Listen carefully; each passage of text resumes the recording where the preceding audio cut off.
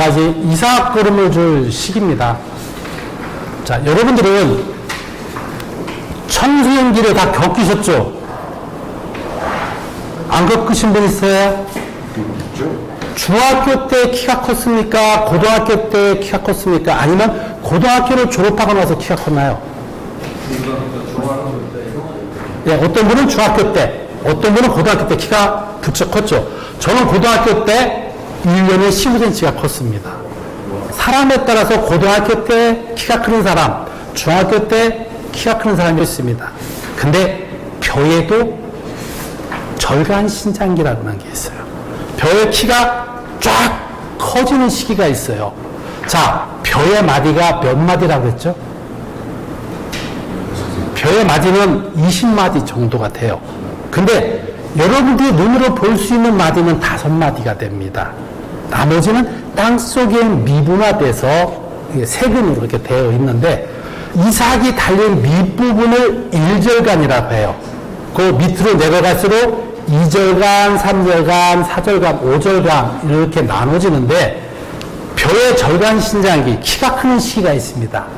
여러분 과거에 이삭걸음 언제 주라고 했습니까?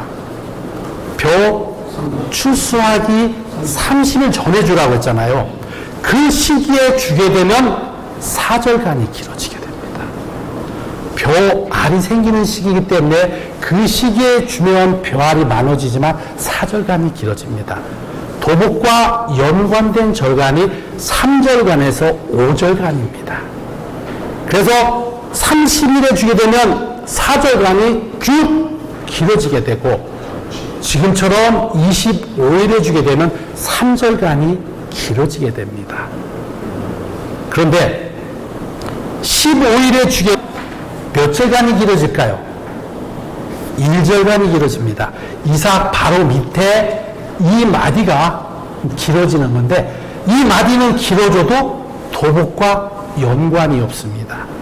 그래서 여러분들이 이삭걸음을 줄 때 도복의 약한 변에 생각하신다고 하면 출수 15일 전에 주십시오.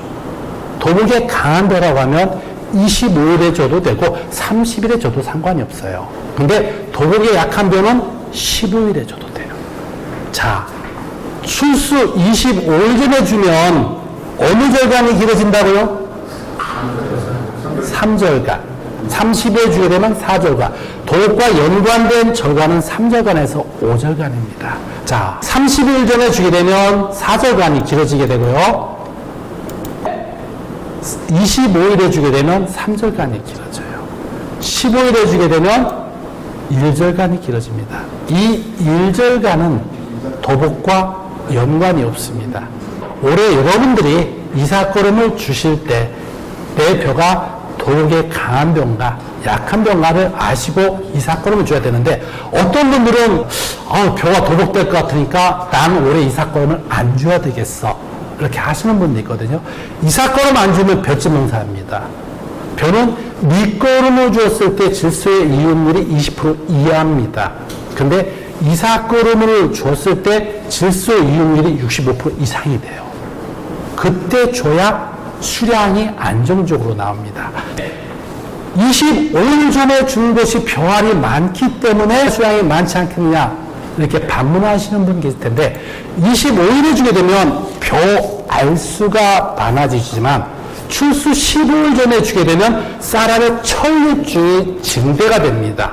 그래서 25일 전에 준 거와 15일 전에 준 거하고 수량의 차이가 없어요. 이 실험은 많은 사람들이 진흥청에서 연구를 했지만 어떤 사람은 25일이 좋다, 어떤 사람은 15일이 좋다. 그 비율을 제가 분석을 해보니까 차이는 없어요. 왜냐하면 25일에 준 건 벼알이 많아지지만 철류증이 적게 나가고 15일에 준 것은 벼알은 적지만 철류증이 증대가 되고 등순이 좋아지기 때문에 그렇습니다. 근데 15일에 주는 것은 뭐가 좋다? 도복의 안전성이 있습니다. 그렇기 때문에 이삭걸음을 좀 늦게 주는 것이 좋습니다. 이삭걸음을 15일 전에 준 거와 25일 전에 준 거 보면 차이 납니까? 안 납니까? 나죠. 어떻게 차이 나죠? 25년 건 도복이 살짝 됐고, 예. 그 15년 건 도복이 예, 보시는 바와 같이 똑같은 포장에 하나는 15일 준 거하고 25일 준 거하고 이렇게 도복적인 차이가 납니다.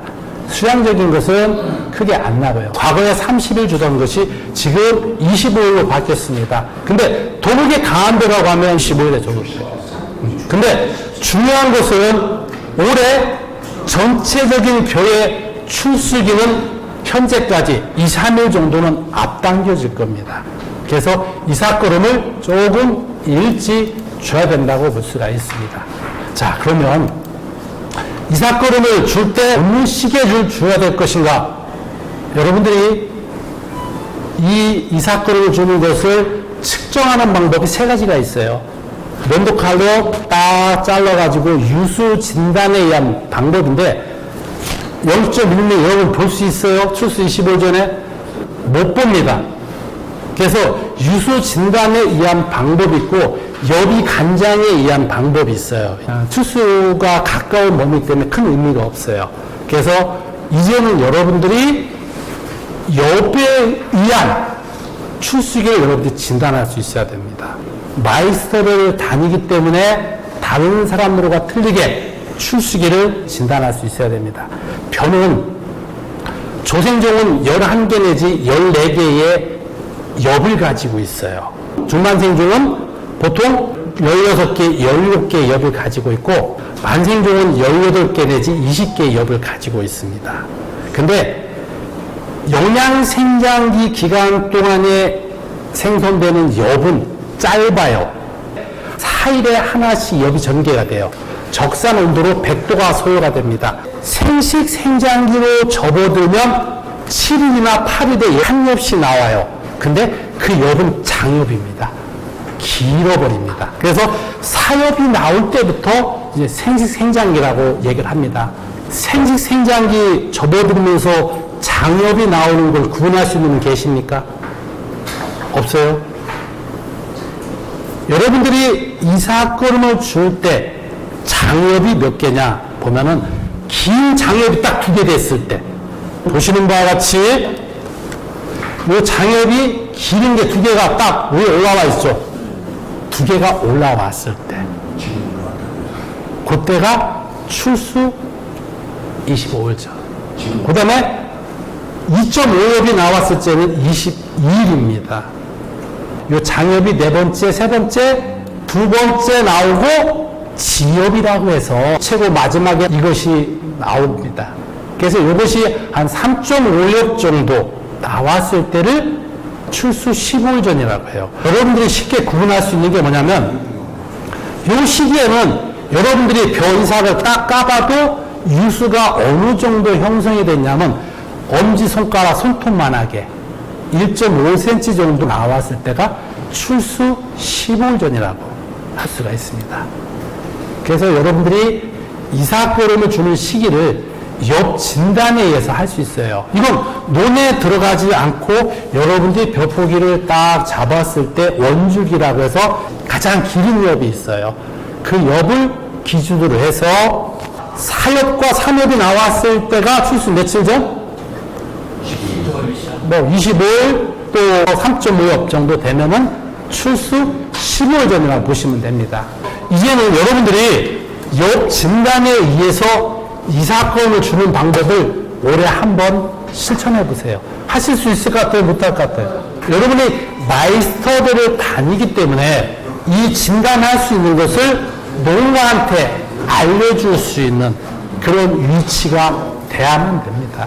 장시간 동안 고생 많으셨습니다. 네, 감사합니다.